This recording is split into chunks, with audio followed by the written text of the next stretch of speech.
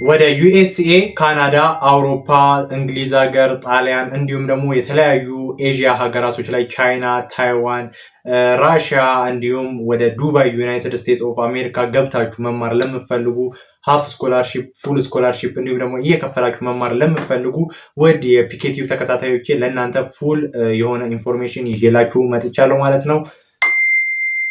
ሰላም ውድ የፒኬቲቭ ተከታታዮቼ ዛሬም እንደተለመደው በአዲስ ቪዲዮ ወደ እናንተ መጥቻለሁ ማለት ነው። አብዛኞቻችሁ ስኮላርሺፕ በትምህርት ስራለን ብላችሁ እንደጠየቃችሁኝ ዛሬ በስኮላርሺፕ ላይ ሀፍ ስኮላርሺፕ፣ ፉል ስኮላርሺፕ እንዲሁም ደግሞ እየከፈል መማር እንችላለን ለምትሉ በሶስት ከፋፍዬ ሙሉ መረጃ ይዤላችሁ ቀርብ ያለው ማለት ነው። ውድ የፒኬቲቭ ተከታታዮቼ ወዴት ሀገር ብትሄዱ በዘንድሮ ዓመት ብዙ አፍሪካውያኖችን እንዲሁም ብዙ ኢትዮጵያውያኖች ወዴት ሀገር አፕላይ አድርገው በትምህርት ተሳክቶላቸዋል የሚለውንም ይዤላችሁ ቀርብ ያለው ማለት ነው። ከሱ በፊት ግን ከዚህ በፊት በስራ ወደ አውሮፓ ሀገር ሞክሩ አፕላይ አድርጉ ብዬ ከ110 ሰው በላይ ሊንክ ልኬላችሁ በውስጥ በቴሌግራም የሞከራችሁ ሰዎች አላችሁ። ስለዚህ 920 ምናምን አፍሪካውያን አካባቢ አፕሩቭ ስለተደረጉ ኢሜይላችሁን ገብታችሁ ቼክ ማድረግ ትችላላችሁ። እንግዲህ እድለኛ የሆነ ሰው ከዛ ውስጥ ሊመረጥ ይችላል ማለት ነው። በእኔ ብቻ ሳይሆን በሌላ ብዙ ዩቲዩብ ቻናሎች ላይ በተለያዩ ነገሮች ሊንክ እየተላከላችሁ አፕላይ ያደረጋችሁ በራሳችሁ የሞከራችሁ ሰዎች አላችሁ። በእኔ በኩል 110 ሰው አፕላይ አድርጓል። ከእናንተ ውስጥ እድለኛ ከሆናችሁ የመሳካት እድል ሊኖራችሁ ይችላል። 920 ምናምን አፍሪካውያን ናቸው አፕሩቭ ተደርጓል ብሎ የተለቀቀው ማለት ነው። ስለዚህ እድለኛ ከሆናችሁ ኢሜይላችሁን ገብታችሁ ቼክ አድርጉ እላለሁ ማለት ነው።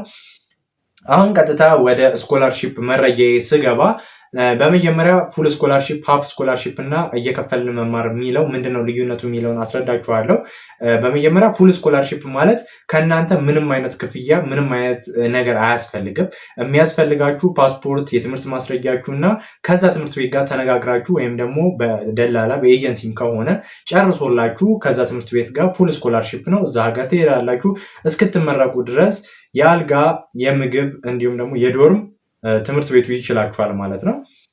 ከዛ በመቀጠል እናንተ ምንም አያስፈልጋችሁም። ሄዳችሁ ተምራችሁ በአመት አንዴ ወይም በአመት ሁለቴ ደግሞ ወደ ሀገራችሁ ወደ ኢትዮጵያ የምትመለሱበትን የአየር ትኬት ራሱ ትምህርት ቤቱ ይሸፍንላችኋል ማለት ነው።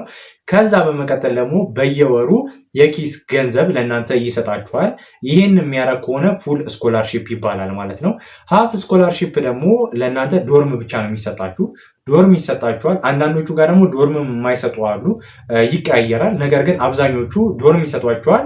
ከዛ የትምህርት ቤት ክፍያውን እዚህ ሀገር እንደምትከፍሉት የምትከፍሉ ይሆናል ማለት ነው። እሱን ከከፈላችሁ በኋላ የዶርም ክፍያ የለባችሁም። ምግብ ከራሳችሁ ነው። ከዛ በመቀጠል ወታችሁ ስራ እንዳትሰሩ አይከለክሏችሁም። ስራ መስራት ትችላላችሁ። እናንተ የትምህርት ቤቷን ብቻ ክፍያ ግን መክፈል አለባችሁ። የምግብ ምናምን ከራሳችሁ ወጪ ታወጣላችሁ ማለት ነው። እንደዛ የምታረቁ ከሆነ ሀፍ ስኮላርሺፕ ነው። ከዛ በመቀጠል ደግሞ የትምህርት ቤት ወይም ደግሞ ከትምህርት ቤት ብሬክ ላይ ወደ ሀገራችሁ ልመለስ የምትሉ ከሆነ ትኬት በራሳችሁ ነው እንጂ ትምህርት ቤቱ አይሸፍንላችሁም። በራሳችሁ ነው ማለት ነው የምትከፍሉት። ይሄንን አይነት ስትራቴጂ ያለው ደግሞ ሀፍ ስኮላርሺፕ ይባላል። እየከፈላችሁ የምትማሩበት ደግሞ ኢትዮጵያ ውስጥ የተለያዩ ኮሌጆች ላይ ዩኒቨርሲቲዎች ላይ ከፍላችሁ እንደምትማሩት እዛ ሀገር ጣሊያን ሊሆን ይችላል፣ እንግሊዝ ሊሆን ይችላል፣ ቻይና ሊሆን ይችላል፣ ቱርክ ሊሆን ይችላል፣ ራሻ ሊሆን ይችላል። ሄዳችሁ የሆነ ትምህርት ቤት ጋር ትነጋገራላችሁ። የትምህርት ዶክሜንታችሁን ትሰጣላችሁ፣ ፓስፖርታችሁ ይሰጣል። ከዛ በኋላ ለእናንተ ቪዛ ከተሰጣችሁ ወይም ደግሞ አይዲ ከተሰጣችሁ በኋላ የትምህርት ቤቱ ለዛ ትምህርት ቤት በየወሩ ለትምህርት ቤቱ ትከፍላላችሁ። በመቀጠል የአልጋ ወይም ደግሞ የዶርም ክፍያ ትከፍላላችሁ። ከዛ የምግብ ክፍያ አለባችሁ። ኦልሬዲ የሆነ ሀገር አሁን አዳማ ያለ ሰው ወይም ደግሞ አዲስ አበባ ወይ ጎንደር ወይ ሐዋሳ ያለ ሰው የሆነ ሀገር ላይ በመሄድ እዛ ሀገር ላይ እየከፈለ እንደመማር ብላችሁ ማሰብ ትችላላችሁ። ሀገሩ ወይም ዓለም ስለተቀየረ ነው እንጂ ብር ካላችሁ እዛ ሀገር ላይ ሄዳችሁ እየከፈላችሁ መማር ትችላላችሁ ማለት ነው። እየከፈል መማር የሚለው በቃ ከስኮላርሺፖቹ የተለየ ስለሆነ ግን ስኮላርሺፕ ውስጥ የተካተተ ስለሆነ ነው ማለት ነው። ስለዚህ የሶስቱ ልዩነት ይህንን ይመስላል። ለኢትዮጵያውያን የመሳካት እድል የትኛው ከፍተኛ አለው ለሚለው ጥያቄ ደግሞ ለመመለስ በመጀመሪያ የሚሳካላችሁ እየከፈልኩ እማራለሁ የምትሉ ከሆነ ዩኤስኤም ካናዳም የመሳካት እድሉ ከ90% በላይ ነው። ያ ማለት ለአንድ ዓመት የሚያስከፍለው ትምህርት ቤቱን ክፍያ ባንክ ስቴትመንት ያስፈልጋችኋል። የትምህርት ማስረጃችሁ አውተንቲኬት የተደረገ መሆን አለበት። ከዛ በመቀጠል ባንክ ስቴትመንቱ በእናንተ ብቻ ሳይሆን በእናት በአባት መሆን ይችላል፣ ችግር የለውም። እነሱ ይከፍሉና ያስተምሯችኋል ተብሎ ስለሚታሰብ ችግር የለውም ማለት ነው። ባንክ ስቴትመንት ካላችሁ ከዛ እዛ ሀገር ሄዳችሁ ተምራችሁ እንደምትመለሱ ማስረዳት ወይም ደግሞ ማሳመን የምትችሉ ከሆነ በተለይ እዛ ሀገር እናት ወይ አባት ካላችሁ በቃ 99% በመባል በትምህርት ከሆነ የመሳካት እድል አለው ማለት ነው። ነገር ግን እዛ ሀገር ለመሄድ ቤተሰብ ከሌላችሁ፣ ባንክ ስቴትመንታችሁ አሪፍ ካልሆነ፣ ትምህርት ማስረጃችሁንና ኢንቪቴሽን ብቻ ይዛችሁ ብትሄዱ ዩኤስኤ ላይ ካናዳ ላይ የመሳካት እድሉ የወረደ ነው ማለት ነው። ነገር ግን ስኮላርሺፖቹ የተለያዩ ናቸው ብያችኋለሁ። ፉል ስኮላርሺፕ፣ ሃፍ ስኮላርሺፕ እና እየከፈላችሁ የምትማሩበት አለ። እየከፈላችሁ የምትማሩበት ላይ ከሞከራችሁ ከ90 እስከ 100% የመሳካት እድል አለው። ሀፉን ደግሞ ከ50 እስከ 80% ድረስ የመሳካት እድል አለው ማለት ነው። ከዛ በታች ያለው ደግሞ ፉል ስኮላርሺፑ የመሳካት እድሉ ነው። ለምን? ፉል ስኮላርሺፑ በጣም የሚያስፈልጋችሁ ነገሮች አሉ። የትምህርት ማስረጃችሁ በጣም ቼክ ይደረጋል። ከዛ ትምህርት ቤቱ እናንተን ለመውሰድ ነጥባችሁ ይታያል ምናምን፣ በጣም ብዙ የሆነ ስቴፕ ስላለው እሱ ከበድ ይላል። እሱን ስቴፕ ዩኤስኤ ላይ እና ካናዳ ላይ ከምትሞክሩ ወደ አውሮፓ ሀገራቶች ወይም ኤዥያ ሀገራቶች ላይ ብትሞክሩ የመሳካት እድል አለው ማለት ነው። በመቀጠል ደግሞ እንደ ሁለተኛነት ሀፍ ስኮላርሺፑን የት ሀገር ብንሞክር ለኢትዮጵያውያን ይሳካል ለሚለው ራሻ፣ ቻይና እና ቱርክ ላይ ብትሞክሩ እሱም እንደዛው 90% የመሳካት እድል አለው። ምንድነው የሚያስፈልጋችሁ?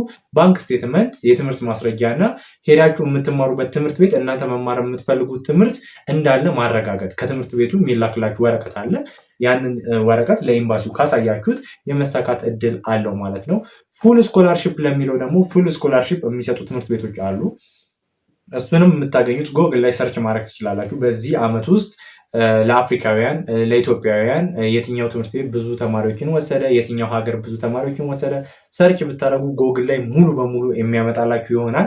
እሱን ካደረጋችሁ በኋላ ስኮላርሺፓችሁን እዚህ ትምህርት ቤት ላይ ብናደረግ ይሳካልናል ብላችሁ የምታስቡት ላይ እናንተ መማር የምትፈልጉት ትምህርት ካለ ያስፈልጋል የሚለው ዶክሜንት ካላችሁ ፉል ስኮላርሺፕ እሰጣለሁ የሚል ከሆነ ፈተናም ከሆነ ኦንላይን ከሆነ ኦንላይን ያለውን ነገር ጠቅላላ አሟሉ የሚላችሁ ነገር በማሟላት ለዛ ስኮላርሺፕ ብቁ ናችሁ ብሎ ትምህርት ቤቱ ካለፈ ለእናንተ ኢንቪቴሽን ሌተር የሚልክላችሁ ይሆናል ማለት ነው።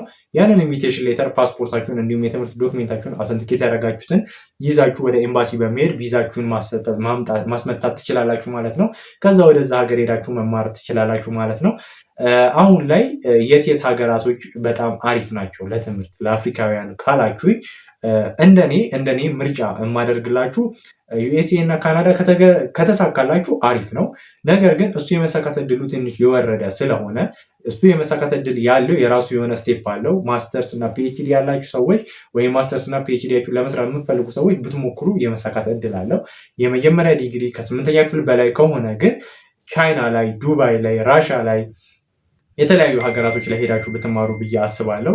እንዲሁም ቻይና እና ዱባይ ላይ ሄዳችሁ የምትማሩ ሰዎች እንዲሁም ቱርክ ላይ ሄዳችሁ የምትማሩ ሰዎች 2 ዓመት ከተማራችሁ በኋላ ወይም 1 ዓመት ከተማራችሁ በኋላ ትራንስፈር ወደ እንግሊዝ ሀገር፣ ዩኤስኤ እና ካናዳ መጠየቅ ትችላላችሁ ማለት ነው። ያም የትምህርት ቤቱን ሁኔታ በመጀመሪያ ቼክ ማድረግ ትችላላችሁ። ያንን ቼክ ካረጋችሁ በኋላ ወደዛ ሀገር ሄዳችሁ መማር ትችላላችሁ። በአንድ ድንጋይ 2 ወፍ ማለት ነው። ኢትዮጵያ ሆናችሁ አፕላይ ከምታደርጉ ወደ ቻይና ትሄዳላችሁ ወይ ወደ ቱርክ ትሄዱና እዛ ሀገር 1 ዓመት እየተማራችሁ ከዛ ወደ ካናዳ እና ዩኤስኤ ቀጣይ ዓመቱን እዛ ሀገር ትራንስፈር አድርጌ መማር እንፈልጋለሁ ብላችሁ ብትጠይቁ የመሳካት እድል አለው ማለት ነው።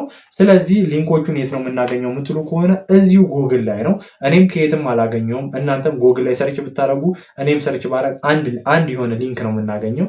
ስለዚህ እሱ ላይ አፕላይ ማድረግ ትችላላችሁ። ዩኤስኤ ውስጥ ያሉ ትምህርት ቤቶች፣ ቻይና ውስጥ ያሉ፣ ቱርክ ውስጥ፣ ራሻ ውስጥ ያሉ ትምህርት ቤቶች ስላሉ እሱን ሰርች እያደረጋችሁ መሞከር ትችላላችሁ ማለት ነው።